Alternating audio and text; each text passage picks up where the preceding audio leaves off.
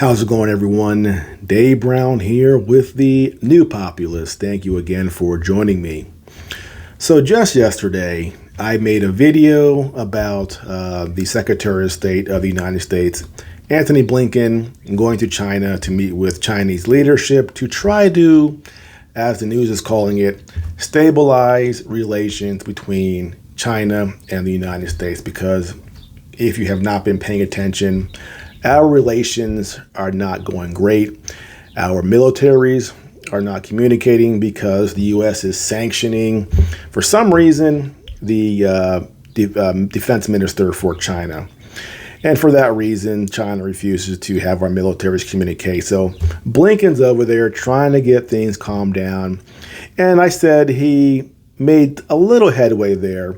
One thing he did that actually got him a lot of ire here in the United States was he said that the United States was committed to and acknowledged the one China policy, and that we do not support Taiwanese independence. Now, when he said that, people said, oh, this is a change of policy. He's going against what Biden said a little while back, saying that we would go to war against China if China invaded Taiwan. But as I pointed out, Biden also said that we observed the one China policy. So I didn't really think it was a reversal, just maybe a clarification, calmer language, because as I pointed out, I don't think that Biden, as president of the United States, can unilaterally go to war with China without the permission of Congress, and that he was just talking off the top of his head. He has dementia problems there. We all know that.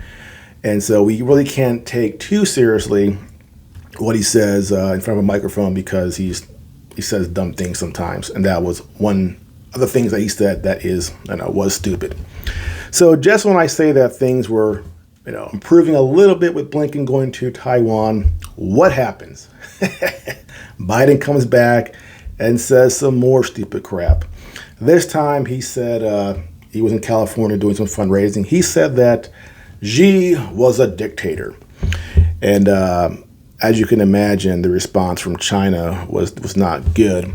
NBC News, China says that the remarks were extremely absurd and irresponsible. So one step forward, two steps back. And this is the problem with having Joe Biden as our president. He says things that are ridiculous, and the administration will later walk them back. And to make things even worse, we have this report now. Remember the spy base in Cuba? Well, now we have news from U.S. Intel saying that China is allegedly in advanced talks to build a military facility in Cuba. And the usual suspects in the United States, Mark Warner, Marco Rubio in the Senate, they are obviously freaking out about that, saying that we cannot have a Chinese military facility 100 miles off the coast of Florida in Cuba.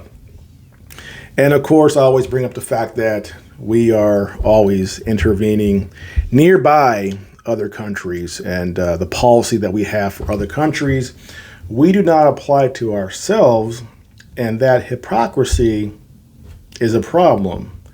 Now, looking at the situation with Cuba, it's kind of funny because everything happening now is really a continuation and a repeat of things that happened in the past. Now, back in 1961, we had the Cuban Missile Crisis with the Soviet Union. And how was that resolved? Well, we removed missiles from Turkey, and the Soviet Union removed missiles from Cuba. Both sides made a concession. And so now we have China with the military base doing something similar, obviously, not to the extent of having nuclear weapons there. But why are they putting this base there? Well, because it provides leverage, a way to poke the United States and say, hey, if you don't like this, how about you not do that? So China is trying to gain some leverage so that perhaps in the future, both sides can negotiate some sort of back down. And this is why it happens, And it's unfortunate because as China rises, Russia is getting stronger. All nuclear powers, Russia and China and the United States, the world is getting smaller. And we have to work together, right? That is, we have to do that because we simply, the United States, can't bully anymore these countries into conforming with what we want them to be. After the Soviet Union collapsed, we wanted Russia to become, integrated into the Western system and sort of become a weak country under our control. That was happening under Yeltsin, but when Putin came into power, he stopped all of that, which is why the United States hates Russia and Putin. China, they were weak economically, had a lot of internal problems. We watched them grow economically. We are putting our companies there, making a lot of money, so we like that. And we assumed at some point that China would become more like the West. And now that we're seeing that that is not happening, that China will not become integrated into the Western system and be subservient, or underneath the United States, now the United States is starting to get irritated, looking at the economy of China keep on growing, getting closer and closer in parity to the United States. And now we are freaking out a bit. And so we want to contain China. And China is responding by looking again for places to create leverage with this base in Cuba. And you know what the irony here is as we watch the United States, their relations with China and Russia get worse. It was, ironically enough, Donald Trump who was trying to create peace between these three countries. Donald Trump, the person they said that he's too impulsive, too ridiculous to be in the White House, he might start World War III. Ironically enough, it was actually him that was more reasonable. Him that was very careful with his choice of words. Now, when Trump was president, he said this. He was at a meeting, international meeting. He said that Trump on China's Z, we love each other. Okay, so that's Trump talking, so he likes to be exaggerate a little bit, make things so rosy. We love each other. But what he was trying to say was that we can get along. There's no reason for us to fight. And Xi in China back in 2019, he called Donald Trump his friend. And that's what we need. We need leaders who are willing to talk.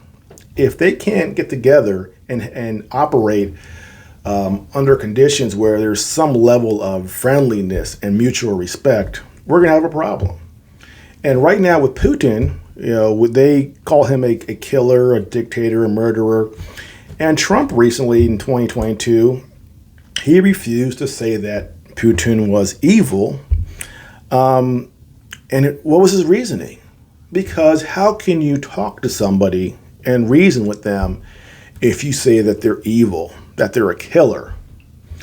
And the press in the United States was very upset, and they're still upset with Trump for not calling Putin evil. Because our policy, the establishment, is one where Xi is a dictator, Putin's evil, killer, and that sets the stage for the antagonism between the countries. And when Trump says things like, Xi's my friend, I won't say Putin's evil or a dictator or a killer, that undermines that policy of the deep state in the United States. So, ironically enough, Donald Trump, the impulsive guy, he was the one that was reasonable and very careful about how he referred to other world leaders. And here we have Biden calling Xi a dictator and undoing a little bit of what Blinken was trying to do as far as stabilizing relations. So it's I find this administration, Biden, Sullivan, Newland, Tony Blinken, chaotic. And the real problem here is Biden at the top. He's unpredictable because he is not all there. He is almost 80 years old. He's had brain surgeries. He's mentally off. And you don't know what he's going to say. And he is undid here. One comment, what Tony Blinken was trying to do in China. So we'll see if the administration walks it back in the future or if they go with it. I don't know. But as the time goes on, it's going to be interesting to see what exactly the United States does with China as far as ramping up tensions, saber rattling. Again, because I've said in the past, as this Ukraine thing settles down, as Russia takes the upper hand and close out this conflict, we're going to be focused more and more on China. And hopefully, the next presidential election, we have somebody in the White House who's more reasonable, who doesn't want to start World War III. And in my opinion, that person is Donald Trump. Well, that's it for now. If you are new to my channel, please like and subscribe, and I'll see you next time.